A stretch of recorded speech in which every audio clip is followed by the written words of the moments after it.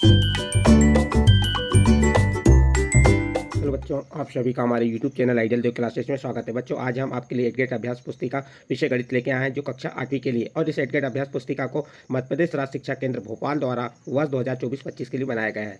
और आज हम इस वीडियो के माध्यम से आपको जो अध्याय 1 है, अध्याय 1 परिमेय संख्या से संबंधित प्रश्नों को हल करके बताएंगे। तो चलिए देखते हैं। अध्याय 1 परिमेय संख्या, विषय गणित, कक्षा 8वीं, और वर्ष कौन सा है आपका? वर्ष 2024-25। इसमें आपका अध्याय 1 जो दिया है आपका अनुकरण में क्या दी है, जिसमें परिमेय संख्या से संबंधित अध्याय, इस अध्याय को हम हल करेंगे। इसे पृष्ठ क्रमांक 4 में देख सकते हैं। चलो आगे देखते हैं क्या दिया है। अध्याय 1 परिमेय संख्या, उससे संबंधित कुछ संक्षिप्त विवरण है, उसे पढ़ लेते हैं। महत्वपूर्ण जानकारियां हैं जो हमें गणित के लिए अनिवार्य रूप से मालूम होना चाहिए कि संख्याएं क्या होती हैं, किस किस प्रकार की संख्याएं होती हैं, वह मालूम होना चाहिए। चलो, संख्याओं का अध्ययन अपने परिवेश की वस्तुओं को गिनने से शुरू होता है। हम पहले कुछ प्रकार की संख्याओं से परिचित होते हैं। पहली संख्या है आपकी प्राकृत संख्या। प्राकृत संख्या किसे कहते हैं?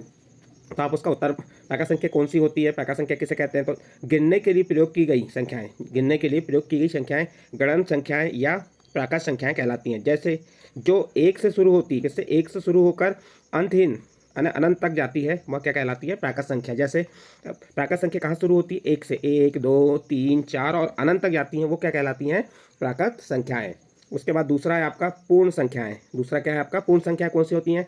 यदि प्राकृत संख्याओं में शून्य भी शामिल कर दिया जाए। जैसे आपको मालूम है कि प्राकृत संख्या कहाँ शुरू होती है? 1 2 3, ये क्या हो गई आपकी प्राकृत संख्या। और यदि 1 के पहले हम शून्य को सम्मिलित कर लेते हैं तो ये क्या बन जाती है? आपकी पूर्ण संख्याएं। पूर्ण संख्याएं यानी कि शून्य सम्मिलित होने पे वो क्या बन जाएंगी? पूर्ण संख्याएं। तो ये आपका लिखा हुआ है। यदि हम इन प्राकृत संख्याओं में शून्य भी शामिल कर लेते हैं तो यह पूर्ण संख्या बन जाती है। जैसे ये आपकी 1 2 3 4 क्या है? प्राकृत संख्या है। और इसके पहले, 1 के पहले यदि शून्य सम्मिलित कर ली तो ये कौन संख्या होगी? पूर्ण संख्या। इसके बाद पूर्णांक संख्या क्या है? यदि हम इन पूर्ण संख्याओं में, इसमें ये पूर्ण संख्याओं में ऋणात्मक संख्याएं भी शामिल कर लें तो वह क्या बन जाती हैं? पूर्णांक कहलाते हैं। जैसे 1 2 3 4 ये क्या हो गई आपकी? यहाँ से 1 2 3 4 से लेकर अनंत तक प्राकृत संख्या। हमने किसको सम्मिलित किए? शून्य को सम्मिलित किए तो पूर्ण संख्या बन गई। और इसमें यदि हम ऋण 1 ऋण 2 ऋण 3 को भी सम्मिलित कर लेते हैं तो ये कौन सी संख्या बन जाएगी? आपकी पूर्णांक संख्या बन जाएगी। कौन संख्या बन गई? पूर्णांक संख्या। फिर नेक्स्ट है, यदि हम इन पूर्णांकों को अनुपात के रूप में लिखें, जैसे 3/2 ऋण 5/4 या 3/8, तो ये कौन संख्या बन जाती है? परिमेय संख्या। इनको यानी कि हम ऐसे 3/2 5/4 3/8 2/1, इस प्रकार से हम जो लिखते हैं ये क्या बन जाएंगी? परिमेय संख्या। किस में लिखेंगे? अनुपात के रूप में लिखते हैं तो। फिर नेक्स्ट है, इस प्रकार परिमेय संख्या दो पूर्णांकों P और Q के अनुपात को कहते हैं। P अनुपात की, यानी P/Q मीन्स क्या होता है? ये परिमेय संख्या। लेकिन आपको ये ध्यान रखना है कि परिमेय संख्या में जो हर है, जिसमें Q क्या कहलाता है? हर। Q बराबर शून्य नहीं होना चाहिए। Q का मान कितना नहीं होना चाहिए? शून्य नहीं होना चाहिए। तो देखिए बच्चों, यहाँ पे आपको हमने क्या बताया? प्राकृत संख्या बता दी है। प्राकृत संख्या कौन सी होती है, पूर्ण संख्या कौन सी होती है, पूर्णांक संख्या कौन सी होती है और परिमेय संख्या कौन सी होती है, ये बताएं। ये आपको मालूम होना चाहिए। चलिए आगे देखते हैं क्या दिया है। सभी पूर्णांक, जितने भी पूर्णांक हैं, भिन्न, दशमलव संख्या क्या कहलाती हैं? परिमेय संख्या कहलाती हैं।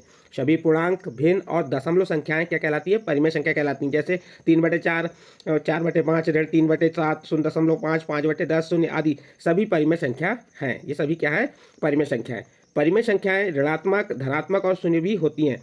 जैसे परिमेय संख्या ऋणात्मक भी हो सकती है, धनात्मक और शून्य भी हो सकती है। तो इस प्रकार से ये आपकी कुछ महत्वपूर्ण जानकारियां थी जो आपको मालूम होना चाहिए। फिर देखिए अगला दिया है परिमेय संख्या का न्यूनतम रूप। परिमेय संख्या अपने मानक रूप में तब कही जाती है जब अंश और हर के बीच में सार गुणनखंड केवल एक हो। देखो, परिमेय संख्या न्यूनतम रूप में क्या अपने मानक रूप में कब होती है? जब अंश और हर के बीच का सार अंतर कितना हो? 1 हो। जैसे 4/6, 4/6 का सार, इसके सार गुणनखंड क्या लिख लेंगे? 2 × 2, इसके 2 × 3, 2 से 2 क्रॉस हो गया, क्या बचा? 2/3। 3 का 2/3 का सार अंतर कितना है? सार गुणनखंड कितना है? 1 है। इसी प्रकार 2/3। तो इस प्रकार से आपका ये परिमेय संख्या का न्यूनतम रूप हो गया। परिमेय संख्या का संख्या रेखा पर प्रदर्शन कैसे करेंगे? शून्य के दाईं ओर धनात्मक संख्या आएंगी और शून्य के बाईं ओर ऋणात्मक संख्या आएंगी। तो इस प्रकार से आप परिमेय संख्या का प्रदर्शन कर सकते हैं। फिर दी गई शून्य से बड़ी, और अतः हम हमेशा शून्य से दाईं ओर निरूपित करते हैं। शून्य से बड़ी संख्या को किधर? दाईं ओर निरूपित करते हैं। यह संख्या 1 से छोटी और शून्य है, इसलिए शून्य और 1 के बीच के भाग को 4 बराबर बांट के 3/4 लिख दी, हो गया। परिमेय संख्या की संक्रियाएं होती हैं। परिमेय संख्या की संक्रिया कौन कौन सी होती है? परिमेय संख्याओं में जोड़ होता है, घटाना, गुणा और भाग उसी प्रकार किए जाते हैं जैसे भिन्नों में किए जाते हैं। समान हर वाली परिमेय संख्या को जोड़ और घटाना कैसे करना है?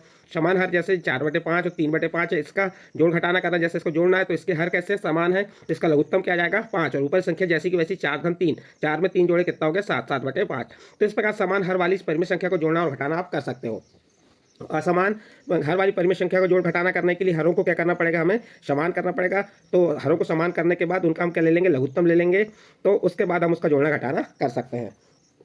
नेक्स्ट चलिए आगे देखते हैं क्या दिया। इसी प्रकार ये परिमेय संख्या में गुणा और भाग की प्रक्रिया दी हुई है, आप इसे ध्यान से देख लीजिए। योग तत्समक किसे कहते हैं, जब भी किसी पूर्ण संख्या पूर्णांकों और परिमेय संख्या में शून्य जोड़ा जाता है तो वह योग फिर वही संख्या होती है, अतः शून्य योज्य तत्समक है। शून्य क्या है, योज्य तत्समक है। जैसे 8 धन शून्य बराबर 8, ऋण 4 धन शून्य बराबर ऋण 4, 2/3 धन शून्य बराबर 2/3, ये योज्य तत्समक हो गया।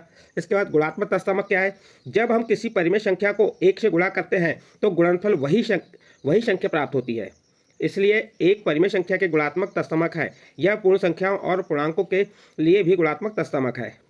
देखिए अब हम अपनी गणित की पाठ्य पुस्तक अध्याय 1 परिमेय संख्या पर कार्य करेंगे, साथ ही कुछ और प्रश्नों का अभ्यास करेंगे। तो ये आपको यहाँ पे कुछ चीज़ें दी थी संक्षिप्त रूप में, जिसको आप अध्ययन कर लेंगे, ध्यान से पढ़ लेंगे। गुणात्मक तत्समक क्या है, पूर्णांक संख्या क्या होती है, आपकी पूर्ण संख्या और प्राकृत संख्या क्या है, परिमेय संख्या क्या है, तो इन्हें आप ध्यान से पढ़ लीजिए। अब बच्चों यहाँ पे हम आपको प्रश्नों को पढ़कर दिए गए विकल्पों में से सही उत्तर चुनकर लिखिए और सामने दिए गए सही घेरे को भरिए। जैसे आपका प्रश्न नंबर 1 है, शून्य के लिए निम्नलिखित में से कौन सा कथन सत्य है। शून्य के लिए निम्नलिखित में से कौन सा कथन सत्य है। ए नंबर परिमेय संख्याओं के योग के लिए तत्समक, बी नंबर परिमेय संख्याओं के घटाने के लिए तत्समक, सी नंबर परिमेय संख्याओं के गुणन के लिए तत्समक, डी नंबर परिमेय संख्याओं के विभाजन के लिए तत्समक। तो इसका सही आंसर आ जाएगा ए नंबर परिमेय संख्याओं के योग के लिए तत्समक। और जो ए के नीचे जो आपका सही घेरा है उसके को क्या कर देंगे, उसको सही घेरे को भर देंगे। तो इस सही घेरे को आप किस प्रकार से भर देंगे। तो ये आपका प्रश्न नंबर 1 कंप्लीट हुआ। इसके बाद सेकंड प्रश्न क्या कह रहा है, 2/3 की समतुल्य परिमेय संख्या कौन सी है। तो यहाँ पे A number 3/2, B number 4/9, C number 4/6 और डी नंबर 9/4। तो 2/3 की समतुल्य परिमेय संख्या हो जाएगी आपकी 4/6, क्योंकि देखो 2 एकम 2, 2/1 हो गई 1, दूसरी 2 दून 4, 2 तिया 6, तीसरी क्या होगी 3 दून 6, तितर का 9। तो यहाँ पे 4/6 क्या है, 2/3 की समतुल्य परिमेय संख्या है। नेक्स्ट, निम्नलिखित में से कौन सी संख्या अपने मानक रूप में है। तो यहाँ पे ए नंबर दिया है 20/30, बी नंबर 10/4, डी नंबर 4/3 और सी नंबर 1/2। तो इसका सही आंसर आ जाएगा सी नंबर 1/2, क्योंकि इसका जो आपको बताया कि मानक रूप क्या होता है, न्यूनतम रूप क्या होता है, अभी बताया था हमने। देखो यहाँ पे आपको न्यूनतम रूप के बारे में कि न्यूनतम रूप किसे कहते हैं, परिमेय संख्या का न्यूनतम रूप। परिमेय संख्या अपने मानक रूप में तब कही जाती है जब अंश और हर के बीच में सारो गुणनखंड केवल 1 हो। तो यहाँ पे 1/2 है, जो 1/2 का सारो गुणनखंड कितना है, 1/2 है, अंश और हर का 1 है, इसलिए इसे हम क्या कहेंगे, मानक रूप में है। नेक्स्ट प्रश्न है, 7/2 मीटर लंबाई वाले कपड़े में से 7/2 मीटर लंबाई वाले कपड़े में से 5/3 मीटर कपड़ा काटने पर कितना कपड़ा शेष बचेगा। तो क्या करेंगे आप, 7/2 में से 5/3 को घटा देंगे। 7/2 में से किसको घटाएंगे, 5/3 को। अब इसके हर समान नहीं है, हर समान कर लीजिए। या इसका लघुत्तम कितना आ जाएगा, 2 और 3 का लघुत्तम आ जाएगा आपका 6। अब क्या करेंगे, ये आप 2 और 3 का लघुत्तम कितना आ गया, ये 6। 2 का भाग 6 में कितने बार गया, 3 बार गया, और 3 का 7 में गुणा किया, 3 7 21। तो यहाँ पे क्या लिख देंगे हम, 21 लिख दिए। ऋण 3 का भाग 6 में तो कितने बार जाएगा, 2 बार, 3 दूनी 6, 2 बार गया। और जो भागफल 2 आया, इसका गुणा इसके अंश 5 से कर देंगे, तो 5 दूनी 10, कितना आ गया, ये 5 दूनी 10। अब 21 में से 10 घटाएंगे, कितना आएगा, 11/6। तो यहाँ पे जो आपका A number 12/5, B number 11/6, C number 2/6 और डी नंबर 31/6। तो इसका सही आंसर क्या हो जाएगा, बी नंबर 11/6। किस प्रकार से निकालना था बता दिए। इसके बाद नेक्स्ट प्रश्न है, प्रश्न नंबर 5, एक आयताकार भूमि की लंबाई 17/2 मीटर है और चौड़ाई 13/2 मीटर है। तो भूमि का परिमाप कितना होगा। तो आयत का परिमाप, भूमि कैसी है, आयताकार है, और आयत का परिमाप का सूत्र क्या होता है, आपको ये मालूम होना चाहिए। आयत का परिमाप का सूत्र होता है, या हम क्या करेंगे, ये पूरी जो लंबाई और चौड़ाई है इसको जोड़ देंगे, लेकिन इससे निकाल लीजिए। आयत का परिमाप होता है 2 कोष्टक में लंबाई कितनी है, 17/2 धन चौड़ाई कितनी है, 13/2। ये आपका सूत्र क्या होता है, 2 कोष्टक में लंबाई धन चौड़ाई। ये किसका सूत्र होता है, आपका किसका सूत्र हो गया, आयत के परिमाप का। तो आयत के परिमाप, तो यहाँ पे हमने क्या रख दिए, ये 2 बराबर लंबाई कितनी हो गई, 17/2 धन चौड़ाई 13/2। ये अब इसको हल कर लेते हैं हम। हल करने के बाद जो आएगा वो हमारा सही विकल्प होगा। अब देखिए यहाँ पे 17/2 और 13/2 के हर क्या है, दोनों के 2 है, तो लघुत्तम क्या आ जाएगा, 2 आ जाएगा। क्यों आएगा, क्योंकि इसके हर समान है और ऊपर संख्या जैसी की वैसी जुड़ जाएगी, 17 धन 13। अब यहाँ पे ये गुणा में है, तो ये 2 से 2 कैंसिल हो गया, ये 2 से 2 कैंसिल हो गया, तो कितना बच गया, 17 धन 13। 17 में 13 को जोड़ो, 17 में 3 जोड़े 20 और 20 में 10 जोड़े 30। तो कितना आ जाएगा, इसका भूमि का परिमाप कितना आ जाएगा, 30 आ जाएगा। अब देखो ऑप्शन में 30 है क्या, हाँ, इसके ऑप्शन बी नंबर का ऑप्शन में 30 दिया, तो यहाँ आ जाएगा हमारा 30 मीटर। इस प्रकार से आपके सही विकल्प कंप्लीट हुए। नेक्स्ट प्रश्न है आपका प्रश्न नंबर 6। प्रश्न नंबर 6 क्या कह रहा है, दिए गए प्रश्नों को हल कीजिए। देखिए इन प्रश्नों को हल करना है। ऋण 4/9 धन ऋण 4/9 का मान ज्ञात कीजिए, यानी कि आपको ऋण 4/9 में ऋण 4/9 को जोड़ना है। कैसे जोड़ना है, तो आप देखिए हमने हल करके दे दी, फिर भी बता दे रहे हैं। देखिए यहाँ पे सबसे पहले आप क्या करेंगे, ऋण 4/9 लिख दिए, इसमें किसको जोड़ना है, धन ऋण 4/9 को, इनको कोष्टक में लिख लीजिए आप। अब इनके हर समान है तो लघुत्तम क्या आ जाएगा, इसका लघुत्तम 9 आ गया। हर इन दोनों के हर कैसे हैं, समान है, तो लघुत्तम क्या आ गया, 9। तो ऊपर की संख्या आपकी जैसी की वैसी रहेगी। ये आपके ऋण 4, और देखिए यहाँ पे ये धन है और ये ऋण है, धन का ऋण में गुणा करेंगे तो क्या आ जाएगा, ऋण आ जाएगा, ऋण 4।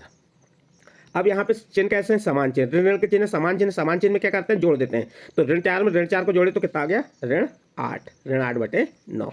तो इस प्रकार से आपका जो प्रश्न नंबर 6 यहाँ पे कंप्लीट होता है। उत्तर क्या हो जाएगा आपका इसका, ऋण 8/9। ठीक है, ये आपका प्रश्न नंबर 6 कंप्लीट हुआ। इसी प्रकार आपका प्रश्न नंबर 7 देखिए। प्रश्न नंबर 7 में क्या कहा है, सरल कीजिए 3/7 गुणित 28/15 भागित 14/5। इसको हमने यहाँ हल करके बता दिए, फिर भी आपको कैसे हल करना ये बता दे रहे हैं। आपका प्रश्न क्या है, 3/7 गुणित 28/15 भागित 14/5।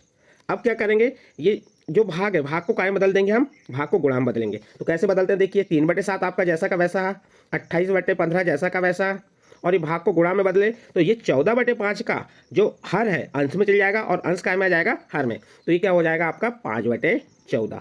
ये 5/14 हो। अब जो कटता काटते हैं, 14 एकम 14, 14 दूनी 28, 15 5 से 3 एकम 3, 3 5 15। ये क्या किए, देखो ये 14 से 28 को 2 बार काटे, 3 से 15 को 5 बार, और 5 से ये 5 से 5 एक बार कट जाएगा, 5 एकम 5, 5 एकम 5। अब बचा क्या आपका यहाँ पे, यहाँ दो अंश में 2 बचा और हर में 7, तो ये क्या आ जाएगा आपका 2/7। इस प्रकार से आप इस प्रश्न को हल करेंगे, और ये आपको नोट करके दे भी दिए हमने, हल करके बता भी दिए। इसके बाद नेक्स्ट प्रश्न है आपका प्रश्न नंबर 8। देखिए प्रश्न नंबर 8 में क्या कह रहा है, एक हवाई जहाज 1 घंटे में 1020 किलोमीटर दूरी तय करता है। देखिए एक हवाई जहाज क्या करता है, 1 घंटे में 1020 किलोमीटर की दूरी तय करता है, तो वह 25/6 घंटे में कितनी दूरी तय करेगा। तो आप पहले यहाँ पे लिख लीजिए, चूंकि 1 घंटे में तय की गई दूरी कितनी है, 1020 किलोमीटर, इसलिए कितने घंटे में, 25/6 घंटे में तय की गई दूरी। तो क्या होगा, ये 1020 में 25/6 का गुणा होगा, तो ये लिख दी 25/6 गुणित 1020। अब 6 का भाग 1020 में दो, देखो 6 का भाग 10 में दी, 6 कम 6, बच गया 4, बच गया 4, उतारे 2 कितना हो गया 42, 6 7 42, 6 9 सुन। 6 का भाग हमने 1020 में दी, कितने बार गया, 170 बार गया, और 25 का आप 170 में गुणा कर दीजिए। जब 25 का 170 में गुणा करेंगे तो कितना आएगा, 4250 किलोमीटर। आप गुणा करके देख सकते हैं, शून्य लिख दिए, 17 पना 85 की 5 हासिल का 8, 7 दून 34 और 8 कितना हो गया 42। तो इस प्रकार 4250 किलोमीटर, यानी कि 25/6 घंटे में कितनी दूरी तय करेगा, 4250 किलोमीटर।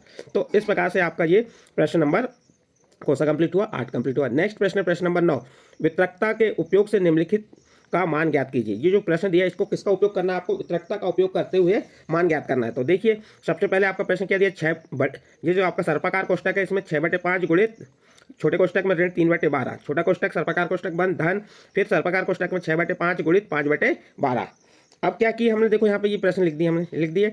अब यहाँ पे भी देखिए इस कोष्टक के अंदर भी 6/5 है और इस कोष्टक के अंदर भी 6/5 है। तो ये जो 6/5 है इसको क्या ले लिया हमने, उभयनिष्ठ ले लिया, कॉमन ले लिए। जब 6/5 को हमने उभयनिष्ठ लिए तो अगले क्वेश्चन क्या बच गया, ये 3/12, फिर ये धन का चिन्ह, फिर क्या बचा 5/12, ये हो गया। अब क्या किए, 6/5 को जैसा का वैसा गुणित। अब देखिए यहाँ पे ऋण 3/12 धन 5/12 है, इसको क्या करेंगे हम जोड़ेंगे। जोड़ने के लिए हमें इसके हर देखना है, हर समान है तो हर जैसा का वैसा 12 लिख दिए, और ऋण 3 धन 5 ऊपर जैसा का वैसा। अब 6/5 जैसा का वैसा गुणित। अब ऋण 3 में से धन 5 को हटाएंगे, क्यों घटाएंगे, क्योंकि असमान चिन्ह में घटाते हैं और बड़ी संख्या के साथ जो चिन्ह होता है वही आएगा। तो 5 में से 3 घटाए कितना आ गया 2, और बड़ी संख्या के साथ क्या का चिन्ह है, धन का चिन्ह है, इसलिए धन 2/12। 6 एकम 6, 6 दूनी 12, 2 एकम 2, 2 एकम 2, कितना बच गया अब ऊपर अंश में 1/5, ये 1/5, इसमें 1/1, तो 1/5 गुणित 1/1 लिखे, और 1/1 का 1/5 से गुणा की तो क्या आ गया 1/5। इस प्रकार से आपका ये आंसर आ गया और प्रश्न नंबर 9 कंप्लीट हुआ। नेक्स्ट प्रश्न है आपका प्रश्न नंबर 10। प्रश्न नंबर 10 में क्या कह रहा है, यदि 143/2 मीटर लंबे तार को बराबर लंबाई के 26 टुकड़ों में बांटा जाए तो प्रत्येक टुकड़े की लंबाई क्या होगी। देखो इसे बांटना है, भाग बनाना है, तो क्या करना पड़ेगा, 143/2 में 26 का हम भाग दे देंगे तो हमको पता चल जाएगा कि प्रत्येक टुकड़े की लंबाई क्या होगी। तो यहाँ लिखे, चूंकि तार की लंबाई कितनी है 143/2, इसको कितने 26 टुकड़े करने पर प्रत्येक टुकड़े की लंबाई क्या हो जाएगी? तो 143/2 भागित 26/1, ये 143/2 लिखे और ये भाग था, भाग को काय में बदल दी हमने, गुणा में बदले, भाग को गुणा में बदले तो 26/1 क्या हो जाएगा? 1/26। 143 का 1 में गुणा किया तो 143 आया और यहाँ पे क्या है आपका 26 गुणित यहाँ पे 52 आना था, यहाँ पे हमने 26 ही लिखे हैं, इसको सुधार देते हैं।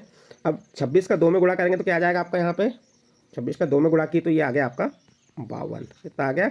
52। और 52 का भाग 143 से देंगे तो कितने बार जाएगा? 2 सही 39/52 मीटर। ये क्या आ जाएगा आपका? उत्तर हो जाएगा। प्रत्येक टुकड़े की लंबाई कितनी होगी? 2 सही 39/52। आप 52 का 2 में गुणा कर दीजिए और 39 को जोड़ेंगे तो कितना आएगा? 143/52। इस प्रकार प्रश्न नंबर 10 आपका कंप्लीट होता है। नेक्स्ट प्रश्न है आपका प्रश्न नंबर 11। एक किसान के पास 49 सही 4/5 हेक्टेयर क्षेत्रफल का एक खेत है। वह अपने एक पुत्र और 2 पुत्रियों में बराबर बांटना चाहता है। प्रत्येक के भाग का क्षेत्रफल ज्ञात कीजिए। देखिए खेत का कुल क्षेत्रफल कितना है? 49 सही 4/5 हेक्टेयर। ये कौन सा मिश्र भिन्न है? इसको साधारण भिन्न में बदले तो 49 का 5 गुणा किए और 4 को जोड़ दिए तो कितना हो गया? 249/5 हेक्टेयर। कितना आ गया? 200, यानी किसान के पास कितना क्षेत्रफल हो गया? कुल क्षेत्रफल 249/5 हेक्टेयर। अब तीनों में बराबर बांटने पर प्रत्येक का भाग क्या होगा? तो 249/5 भागित कितनों में बांटना है? 3 में बांटना है, इसलिए किसका भाग दे देंगे? 3 का भाग दे दिए। अब 249 भागित 5 और ये भाग को कायम बदले गुणा में, 3/1 है तो क्या बन गया? 1/3। और 3 का भाग किसमें दो? 249 में। 3 8 24, 3 का 9, कितने बार गया? 83 बार गया। तो अब यहाँ क्या बचा? 83/5 गुणित 1, तो एक जब गुणा 1 का करेंगे तो वही संख्या आएगी। और जब 83/5 ये कौन सा साधारण भिन्न है, इसको मिश्र भिन्न में बदलेंगे तो क्या आ जाएगा? 16 सही 3/5 हेक्टेयर। एंड तीनों में बराबर बांटने पर प्रत्येक का भाग क्या हो जाएगा? 16 सही 3/5। इस प्रकार से आपका प्रश्न नंबर 11 भी कंप्लीट होता है। इसके बाद नेक्स्ट प्रश्न है आपका प्रश्न नंबर 13, सॉरी प्रश्न नंबर 12। ये कौन सा प्रश्न कंप्लीट हुआ था हमारा? 11 हुआ था, क्या आ गया? प्रश्न नंबर 12। क्या 1 सही 2/3 का गुणात्मक प्रतिलोम 0.6 है? क्यों अथवा क्यों नहीं? तो देखिए 1 सही 2/3 है, मिश्र भिन्न साधारण भिन्न बदले तो क्या हो गया? 5/3। ये इसका 5/3 आ गया मान, और 0.6 को 0.6 दशमलव भिन्न में है तो इसको साधारण भिन्न बदले तो 6/10 बराबर 3/5। 1 सही 2/3 का मान क्या हो गया? 5/3 और 0.6 का मान क्या हो गया? 3/5। 1 सही 2/3 का गुणात्मक प्रतिलोम 0.6 है क्यों है? क्योंकि दोनों का गुणा करने पर किसका? ये 5/3 और 3/5 का जब हम गुणा करते हैं तो गुणा करने पर गुणनफल क्या प्राप्त हो रहा है? 1। देखो इनको 3 से 3 कट गया, 5 से 5 कट गया, तो इसका गुणनफल क्या आ गया? 1। तो गुणनफल 1 प्राप्त होता है, इसलिए 1 सही 2/3 का गुणात्मक प्रतिलोम 0.6 है। क्यों है तो वो बता दिए आपको। ये आपका प्रश्न नंबर 12 कंप्लीट हुआ। इसी प्रकार आपका प्रश्न नंबर 13 देखिए। नीचे दी गई सारणी को कुछ सामान्य पदार्थों के उन भागों को प्रदर्शित करती है जो पुनः प्रयुक्त किए जाते हैं। जैसे पदार्थ है पुनः प्रयुक्त, कागज कितना? 5/11, एल्यूमिनियम के डिब्बे 5/8, कांच 2/5, अन्य 3/4। ये पदार्थ है और ये पुनः प्रयुक्त कितने बार हुए? ये दी हुआ सारणी दी हुई है आपकी पुस्तक में। अब यहाँ पे पहला प्रश्न दिया, क्या कागज के पुनः प्रयुक्त व्यक्त करने वाली परिमेय संख्या 1/2 से अधिक है या 1/2 से कम है? तो आप उत्तर बता देंगे। कागज के पुनः प्रयुक्त व्यक्त करने वाली परिमेय संख्या 5/11, परिमेय संख्या 1/2 से कम है। और उन्हें बड़े से छोटे क्रम में लिखना था, जैसे 3/4, 5/8, 5/11, 2/5 यानी 3/4 बड़ी है, फिर 5/8, फिर 5/11, फिर 2/5। यानी अन्य बड़ी है, अन्य जो संख्या सबसे बड़ी, फिर एल्यूमिनियम के डिब्बे, फिर उससे कागज और फिर कांच। तो ये हमने बड़े से छोटे क्रम में पुनः प्रयुक्त करके बता दी। अब आपको ये सोचना है कि ये ऐसे कैसे मालूम चला। तो क्या करना पड़ेगा आपको? इनके हल करके देखना पड़ेगा और इनके हर समान करके, जब इनके हर समान हो जाएंगे और जो अंश की संख्या बड़ी है तो बड़ी कहलाएगी और हर की संख्या छोटी है तो छोटी कहलाएगी। तो इस प्रकार से ये आपका प्रश्न नंबर 13 भी कंप्लीट होता है। इसके बाद आपको हम प्रश्न नंबर 14 बताएंगे। उससे पहले बच्चों आपको एक चीज़ बता दे रहे हैं, जो आपकी एडगेट अभ्यास पुस्तिका मिली है, आप उस एडगेट अभ्यास पुस्तिका में देखेंगे 3-3 लाइन दी हुई हैं।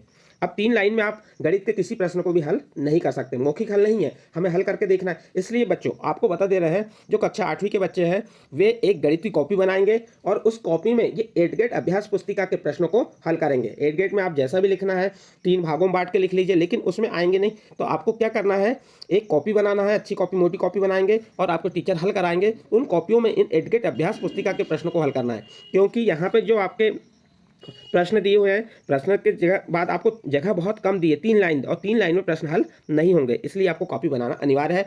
तो आप यदि हमारे वीडियो से हल कर रहे हैं तो आप कॉपी में नोट करके ही इन प्रश्नों को लिखेंगे। ठीक है, नेक्स्ट प्रश्न है आपका प्रश्न नंबर 14। प्रश्न नंबर 14 क्या कह रहा है? 3 विद्यार्थी कौन हो गए? ए, बी और सी अपने घर से विद्यालय के लिए क्रमशः 5/4 किलोमीटर, 3/4 किलोमीटर और 7/5 किलोमीटर की दूरी तय करते हैं। तो यहाँ पे आपको कुछ प्रश्न दिए, इनका उत्तर देना है। विद्यार्थी ए और बी की दूरियों का अनुपात क्या है? सबसे ज़्यादा दूरी किस विद्यार्थी द्वारा तय की गई? तो देखिए यहाँ पे ए की क्या होगी 5/4, बी की 3/4 और सी की 7/5। तो ए और बी की दूरियों का अनुपात कैसे निकालेंगे? तो यहाँ पे लिख देंगे ए, बी और सी की लिख दी दूरी। ए और बी का अनुपात क्या हो गया 5/4 अनुपात 3/4। अब इसको 5/4 को अनुपात से हमने गुणा में बदल दिए तो क्या हो गया 4/3। 4 से 4 क्रॉस हो गया तो बचा क्या 5/3। यहाँ क्या आ गया ये 5:3। ये क्या आ गया आपका 5:3। तो ये पहला प्रश्न कंप्लीट हुआ। इसका दूसरे प्रश्न में क्या कहा था आपको? सबसे ज़्यादा दूरी किस विद्यार्थी द्वारा तय की गई? तो आप बता देंगे सबसे ज़्यादा दूरी विद्यार्थी सी द्वारा तय की गई, 7/3 किलोमीटर दूरी तय की गई। तो यहाँ पे देखिए इनके सबके हर समान है 4 4 4। तो बड़ी संख्या कौन सी होगी 7, यानी 7 के 7 सबसे ज़्यादा दूरी तय हुई और सबसे कम क्या आ जाएगी 3/4। तो यहाँ सबसे ज़्यादा दूरी किसके द्वारा तय की गई? तो विद्यार्थी सी द्वारा। इस प्रकार से आपका प्रश्न नंबर 13 भी कंप्लीट होता है। इसके बाद नेक्स्ट प्रश्न है, ये प्रश्न नंबर कौन सा था आपका? प्रश्न नंबर 14। इसके बाद नेक्स्ट प्रश्न आता है आपका प्रश्न नंबर 15। नीचे दिए गए मैजिक वर्ग, एक नीचे मैजिक वर्ग दिया है, उचित संख्याओं के वर्गों में इस प्रकार भरिए कि प्रत्येक पंक्ति स्तंभ और विकर्ण के योग बराबर हो। देखिए ये प्रत्येक पंक्ति हो गई है, यदि इन सब परिमेय संख्याओं को आप जोड़ेंगे तो उसका योग 68/35 आना चाहिए। फिर ये स्तंभ, इनके भी ये प्रत्येक स्तंभ जो दिए हैं इनको सबको जोड़ने पर आड़ा खड़ा तिरछा ये सभी को जोड़ने पे क्या आना चाहिए? इनका योग बराबर आना चाहिए। और यहाँ पे बीच में आपको खाली जगह दी है तो यहाँ पे जो आपका ये यहाँ पे क्या लिख देंगे 21/133, इस डिब्बे में 24/38, इस डिब्बे में 70/95 और इस डिब्बे में 25/95 लिख देंगे। और जब हम इन संख्याओं को आड़ा जोड़ते हैं, ऐसा आड़ा जोड़े तो 68/38 आएगा। इसको जोड़ने के लिए आपको देखिए इनके हर समान है तो ये आप इसका लघुत्तम कितना आ जाएगा 38 और इन सबको जोड़ देंगे 32 में 8 जोड़े 40, 40 में 40 और 10 कितना हो गया 50, 50 में 4 जोड़े कितना हो गया 64, 50 में 4 जोड़े कितना हो गया 64।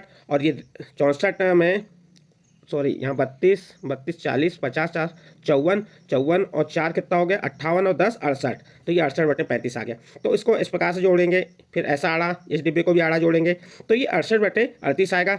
और इसको ऐसा भी जोड़ेंगे, यानी कि हम आड़ा खड़ा तिरछा कैसे भी जोड़ेंगे तो इसका जो योग है कितना आना चाहिए 68/38। तो आपके यहाँ पे जो बीच में खालिस्तान जगह दी थी उनमें ये 4 परिमेय संख्या लिख दीजिए तो उनका आड़ा खड़ा और तिरछा जो जोड़ होता है ये आपका बराबर आएगा। इस प्रकार से आपका प्रश्न नंबर 15 कंप्लीट होता है। और इस प्रश्न के साथ ही कक्षा 8वीं विषय गणित का अध्याय 1 परिमेय संख्याएं कंप्लीट हुआ।